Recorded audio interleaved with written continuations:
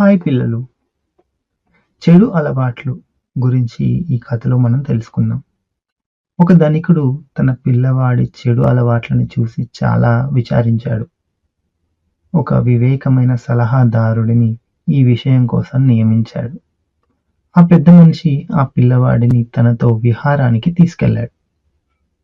అడవి దారిలో పిల్లవాడికి చిన్న మొక్కలను చూపించి వాటిని పీకమన్నాడు. ఆ పిల్లాడు చాలా సులువుగా పీకేశాడు.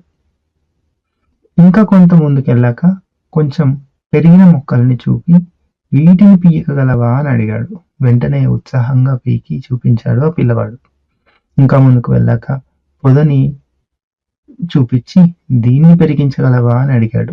కొంచెం కష్టపడి అది కూడా ఏదో ఒకలాగా పెరిగించేశాడు ఆ చిన్న పిల్లవాడు. ఇంకా పెద్ద చెట్టుని చూపించి దానిని పీకగలవా అని అడిగాడు. ఆ పిల్లవాడు ఆ పెద్ద చెట్టును చూసి నా వల్ల కాదు అని అన్నాడు. చూసావా మరి, మన చెడు అలవాట్లు ఇలాగే పాతుకుపోతాయి. ఇక అవి పాతుకుపోయాక వాటిని పీకలేము, వాటిని వదిలించుకోలేము.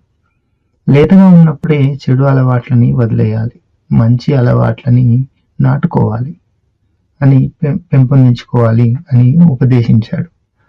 అప్పటి నుంచి ఆ పిల్లవాడు చెడు అలవాట్లను మానేసి మంచిగా మారిపోయాడు.